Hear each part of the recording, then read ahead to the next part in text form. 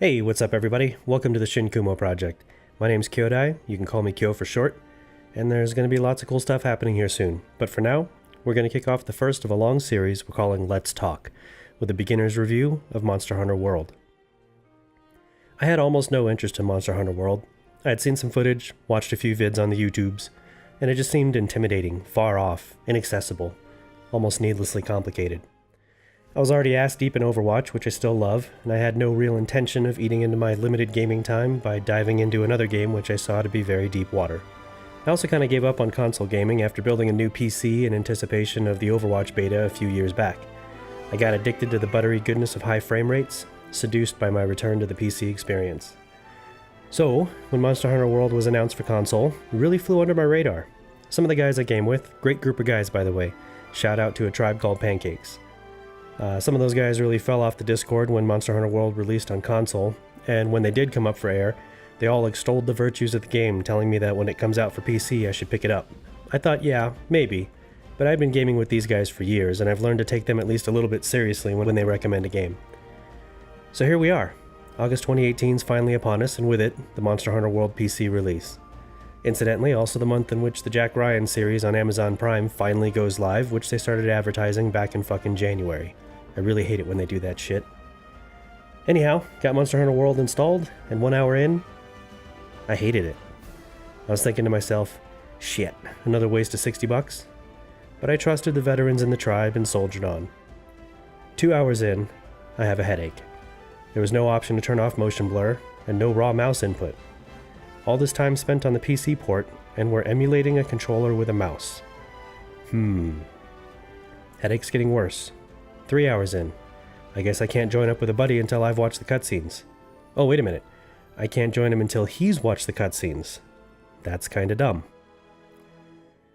Whatever. Okay, am I having fun? Was the tribe wrong? Time to take stock. Am I liking this game? It seems okay. Graphics are pretty cool, environments are beautiful, the set design is amazing, and the detail is actually rather unbelievable. You know, the last fight was kind of fun, and that T-Rex looking thing that tried to eat me, kinda looking forward to fighting that.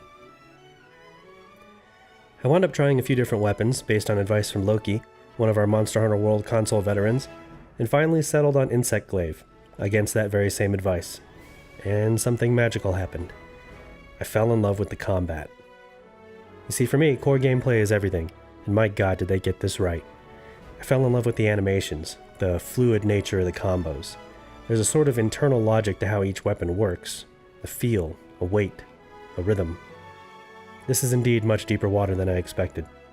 I got the same feeling here as I got the first time I realized how much fun the combat was in Black Desert Online. The combat is what hooked me, the same way I got hooked on Overwatch. I mean, these games could not be more different, but there it is. That feeling of, I have so much to learn, coupled with, oh, I didn't know you could do that, was enough to scratch a gaming itch I didn't even know I had. So, an Advil, quick trip to Reddit, turn off the fog effect, check, change the anti-aliasing settings, yeah, that's better. 6 hours in and I'm hooked. I want to call in sick to work just to play this all day. I'm all in and I haven't even come close to understanding half the systems. I've only scratched the surface of my chosen weapon, and I'm already planning on maining like half of them, maybe all of them. Except Hunting Horn.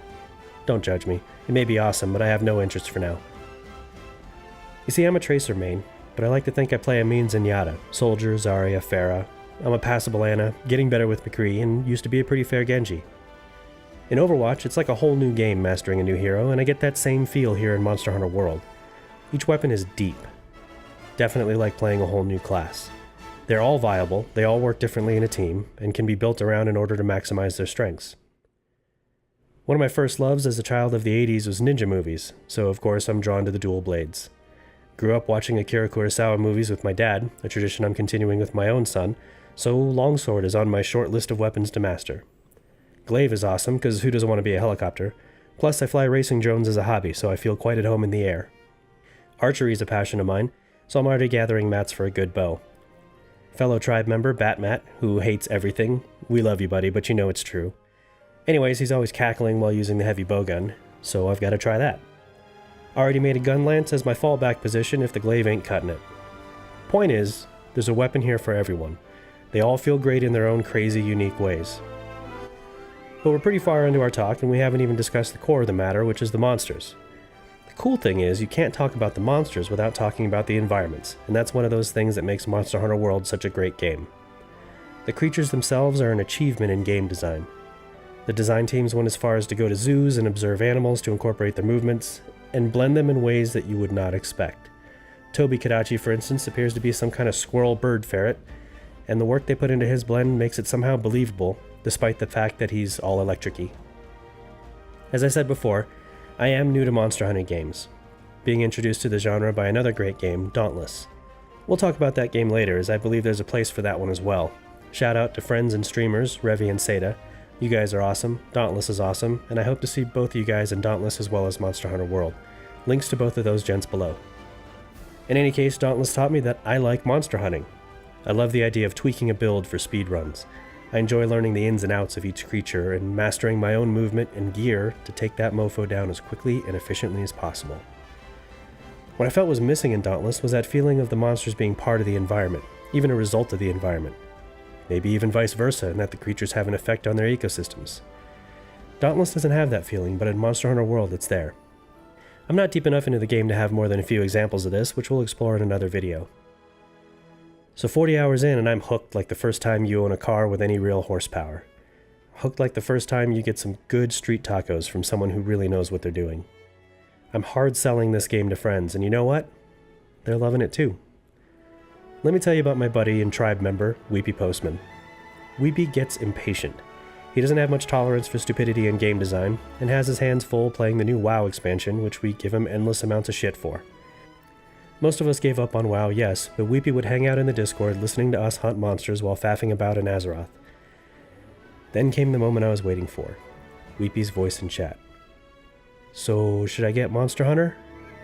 I replied as honestly as I could, saying yes. Yes, you should get it.